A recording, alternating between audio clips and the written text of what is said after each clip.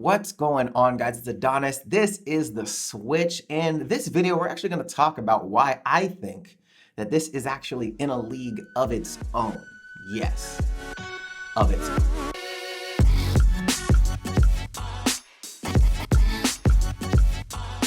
Now, before you guys start, blowing up the comment section, this dude's crazy, he's tripping. What I'm saying is, I'm not saying that this is the best system out there. I'm not saying it's the most powerful system out there. What I am saying is, and this is my opinion, and I respect perspective, so I want you guys to, if you guys disagree with my opinion or have a different perspective or different view on this, please let us know in the comment section down below. And if you guys have conversations as well, be respectful. Respect people's perspective on things. It's the best way to deal with this stuff, and we can learn from each other. But the reason why I wanted to do this video is because I see so many people talking about this, comparing it to, let's say, PlayStation 4 or an Xbox One or Xbox One S or PlayStation 4 Pro, and it isn't in that category. So quick analogy before we get started. So let's say we have two types of computers. One end, we have a really thin, portable, super powerful laptop. Let's say a MacBook Pro 15-inch, retina display, newest one out, touch bar, whatever, right? Max that out. And then let's say over here, we have a massive gaming rig tower. We have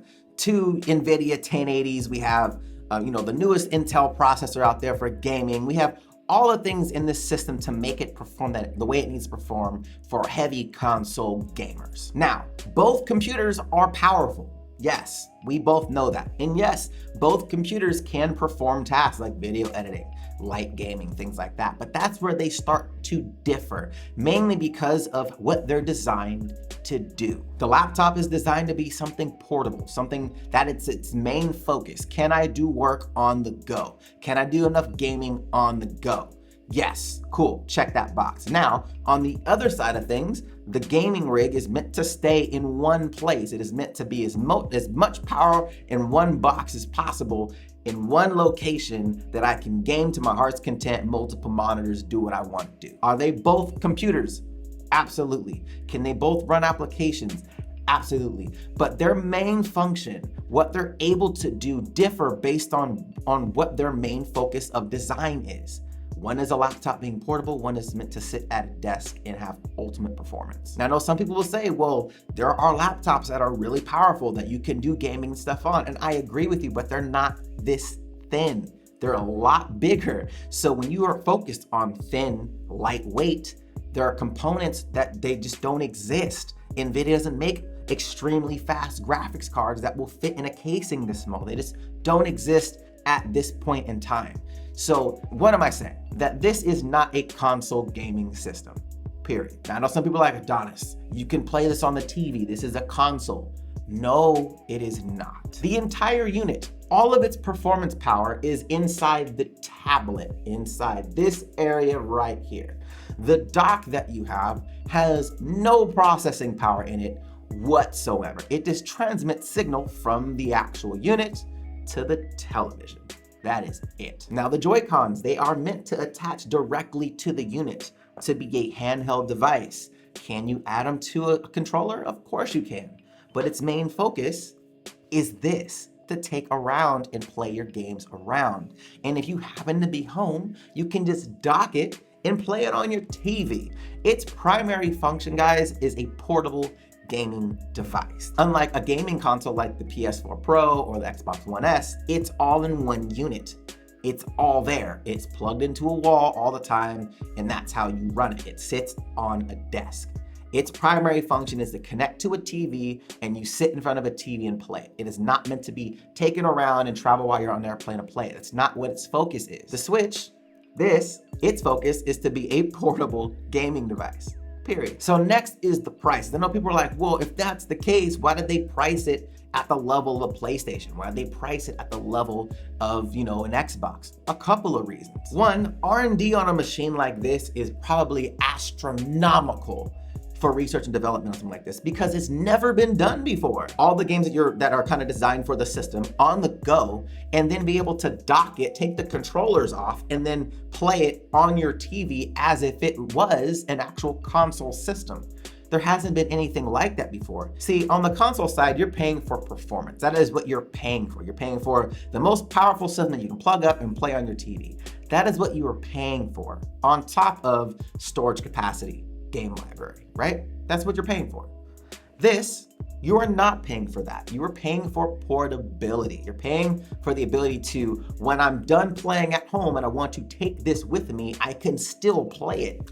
That's what you're paying for. Now, I understand that this is my idea. This is my perspective. I would love to know your guys' perspective on it. Like I said, be respectful of people in the comments. You know, if somebody doesn't agree with you, don't just shit on them. Let them explain their view on it. And this isn't a biased thing, Nintendo versus Xbox or PlayStation. Now, I'm not saying that I'm a gamer or a hardcore gamer at that.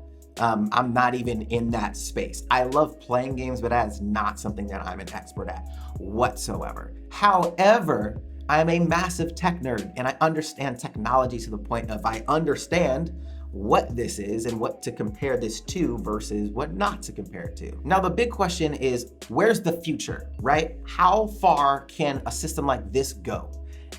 And the future is in this right here. And the reason why, depending on the processors that they end up using in the future iterations of the Switch, will allow Thunderbolt 3 support or any new Thunderbolt capacity going forward. Now, if you guys don't know what Thunderbolt is a data protocol that was developed and co-developed by Apple and Intel.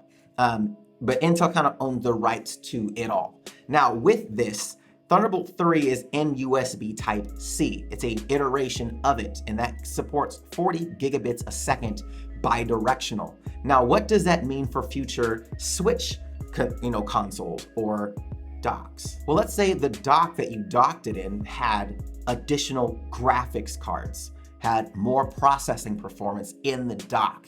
Because you have Thunderbolt 3 or whatever next iteration of Thunderbolt comes out, you'll have the data throughput to actually reference the cards and the processing inside the dock. So if you dock the Switch, it then reverts to those processors and those graphics cards, and you can export 4K video, run higher end gaming on, in the dock format, 4K output, things like that. And then when you release it, it will then default to the processor and things that's inside the actual device. And that will allow for lower res, more battery friendly type of gameplay while you're on the go.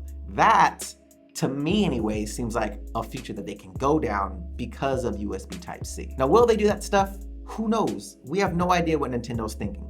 What I do know is if Nintendo decides to do a Pokemon game on the Switch, the way that they did Zelda, open world Pokemon game on the Switch, shit's over. It's fucking over. It's done. They win. They won the game. They win the war.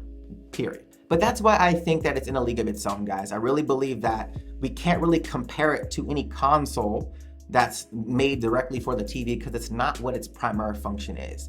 We want to probably compare something to like a PS Vita or a 3DS because that's kind of what it is. It just now has the ability to dock to a TV and you can play it like that. It's not necessarily a console that you are stuck at home with because it's its own thing now.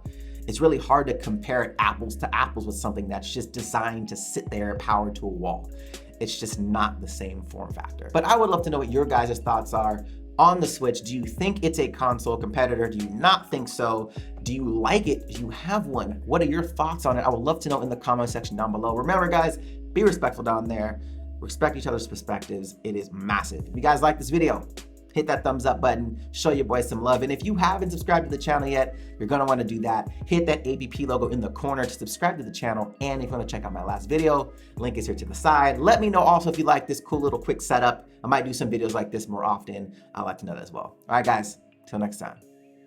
See you later.